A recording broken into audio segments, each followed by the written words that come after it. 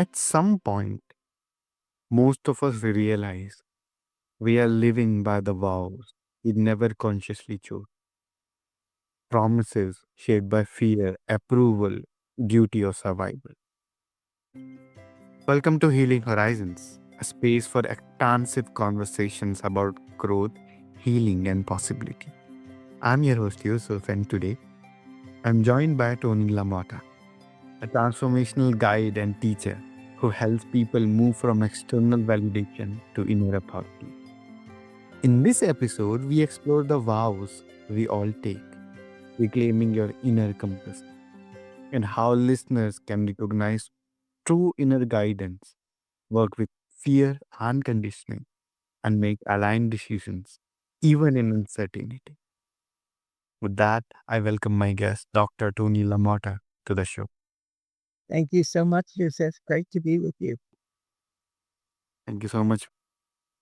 Tony, before we talk about systems or practices, I would love to start here.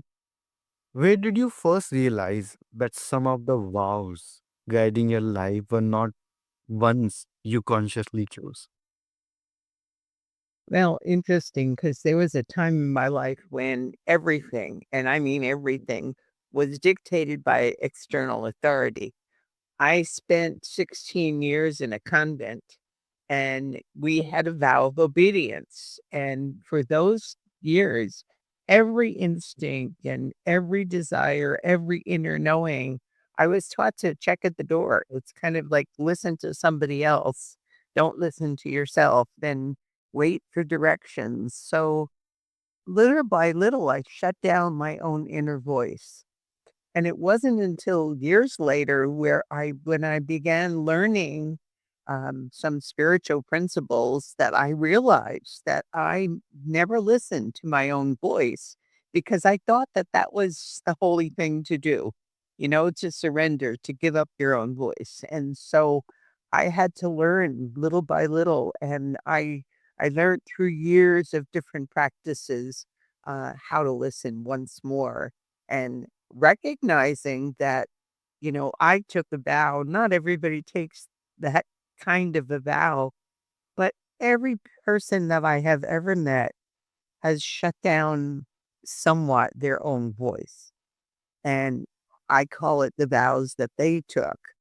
Um, did we want to talk a little bit about what those vows are?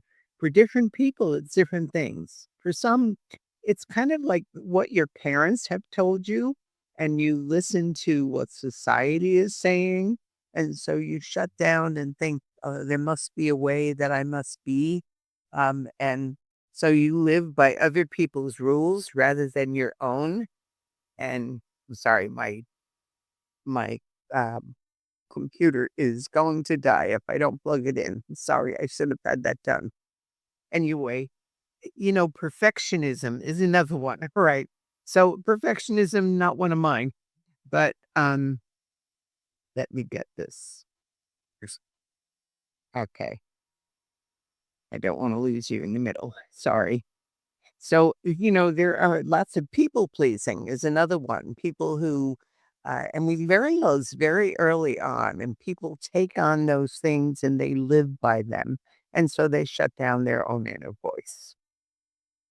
I think that's even more than what you wanted. Yes. The moment of noticing is powerful. It often begins quietly, but it changes everything. Yeah, absolutely. Even while I was in the convent, for example, we had something called grand silence, which was late at night. You weren't supposed to look at anybody or speak to anybody. And, one day I remember somebody was very upset and they were crying. And, I just couldn't leave them alone. There's something in me that said they need support right now. And so I broke that vow for the moment and listened. And it made me stop and say, am I being too rigid? Am I listening outside of myself when my own internal voice is telling me what to do? And I think most people have those moments. They have that quiet little voice that's saying, here, listen. and they shut it down because they're so used to following someone else's rules. Could be rules at work.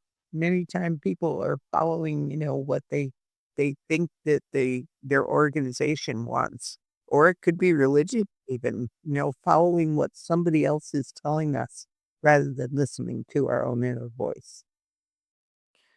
Why do you think that our inner voice is killed or somehow silenced by us? Why is it silenced? I think because we want to fit in. We want to belong and we want safety and security. And, as little children, we kind of like, we read the room and we find out like what's the proper way to be. And, if you have parents that want you perfect, or if you have parents that are making, success more important than who you are, you listen to that because you want to fit. We all want to belong. We all want to feel safe. And I think those are two of the biggest things that shut people down is like, in order to belong, sometimes I have to surrender what I believe. Oh, we think they do.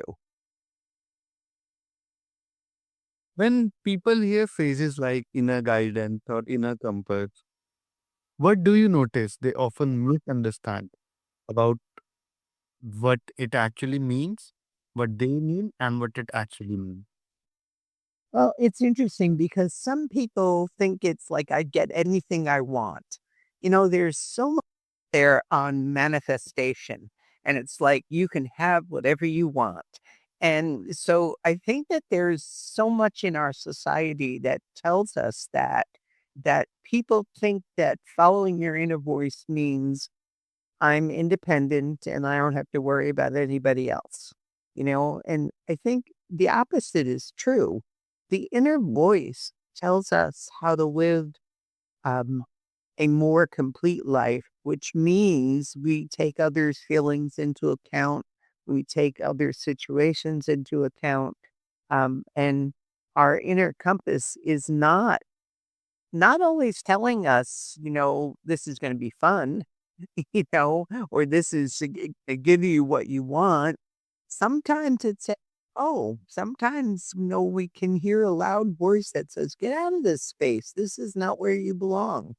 People at work that are in the wrong jobs that are so unhappy. There's a little voice inside of them that's saying, this isn't where you belong. You need to leave. Yet, that's not comfortable. So sometimes the inner compass, the inner voice is what makes us comfortable, what makes us get what we want. And it's not always that. Sometimes it is, but we have to begin to discern the difference. Yeah. How these how do these unconscious vows tend to show up in everyday life? Maybe in decisions, whether in leadership, relationship, or personal well-being. Well, we'll start with the relationship, for example. Very often in a relationship, one person dominates and the other person succumbs. And, one of the things that I teach people is about the Enneagram. And the Enneagram is both a personality structure as well as a spiritual system of growth. And it basically shows us there are 9 different ways people respond. Some people are responding because they think that they're the ones that have to meet everybody's needs. So you're the person that has to meet everybody else's needs. You shut down your own needs. So in a relationship, that can be very detrimental. And then one day you wake up and you start resenting it. Or it could happen at work, for example, that if you're the type of person whose success is very important and be play the part, playing the right part. And if you're passed over for a promotion, for example, that could be very upset. So you try to become what that boss wants you to be rather than being who you are. And I think just in general, people who are not following your own inner compass have a terrible time making decisions.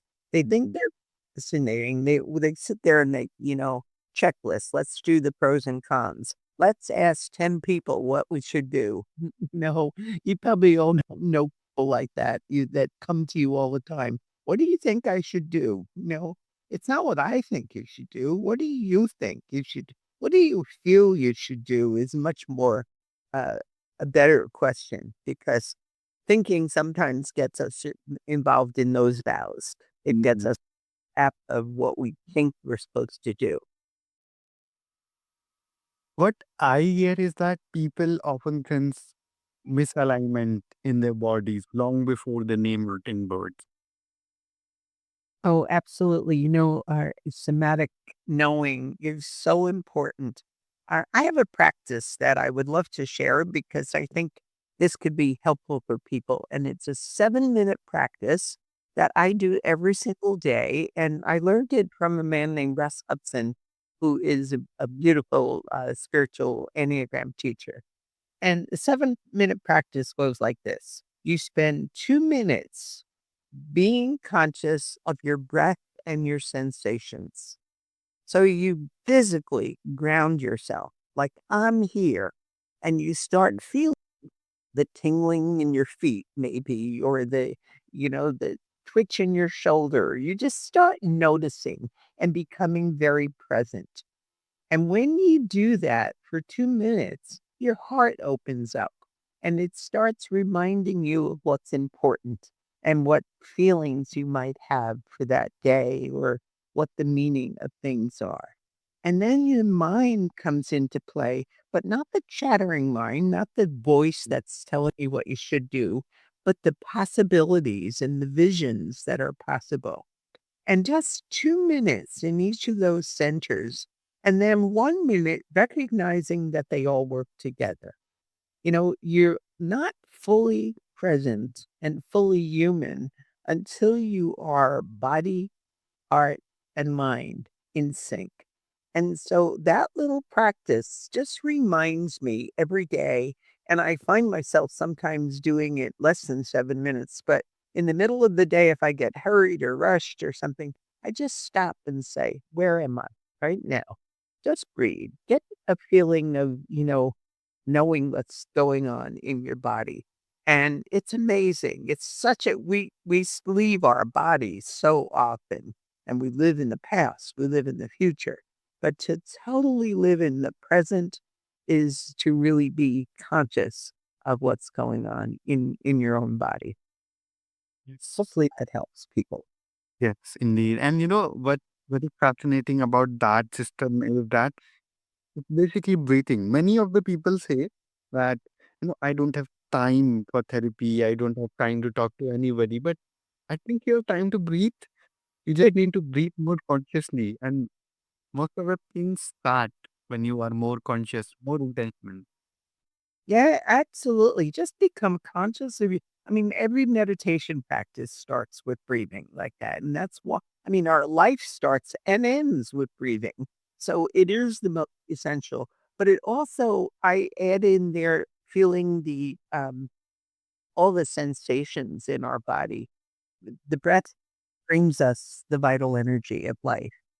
The breath is life. And so start feeling yourself alive is amazing. And it grounds you, especially when someone is anxious.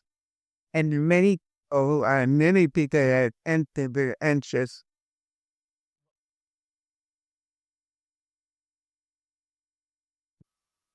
You teach a six pillar system for moving from external validation to internal navigation. Without going in all the details, what is one pillar that tends to create an immediate shift for people? Okay. The 6 pillars are all very interesting, but the one that's on my mind right now, because it's the one I'm in the middle of working with people, is a journaling process and a Mm. process of getting in touch with the experiences of your life from the past that still have something to teach you. So very often, something that happened in high school, something that happened when you were 7 years old may still be giving you a message or an unfinished project. So there are journaling processes that I teach that are very different. It's not just stream of conscious writing, it's direct writing to look at your life because life knows what it wants. And if you take a look at your life, I think one of the things that I often tell people is life is happening for us, not to us. That's one of my favorite lines. And when we look at our life, very often we like, that shouldn't be, that shouldn't happen. And that's when we're ignoring our inner compass. So look at the painful parts of your life or look at the joyful parts and look at the gift that's there. What were they teaching me? How can I learn from them? And part of what we learn then too is to look at the shadow, the things that happen that we made a meaning out of. Something happened to us as a 5-year-old and we made it mean we'll never be good. They carry that through life. And when we can get in touch with that, here's a whole science of neuroplasticity where we can literally change those meanings. So I just gave you 2 pillars instead of 1 there, but, it's a little bit of what we do. There's so much things that we can do when we get in touch with well, when we made those vows, when we decided those beliefs, then we can go back in and make the changes, and it's powerful. It's really amazing what can happen. I've been doing it for quite a while.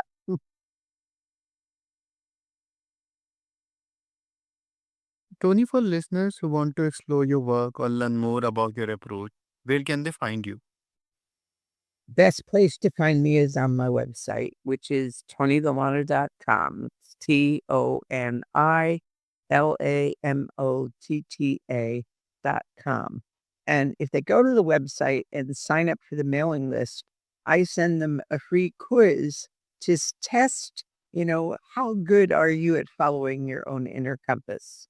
And then you'll be on my mailing list. I'll be able to communicate also from the mailing list and the website. You'll get my email and you're welcome to just send me an email and we can, have a chat. I can help. I love to work with people, help them to see what their next step might be. Okay. And to all our listeners, all these links are in the notes. So just go and check those out.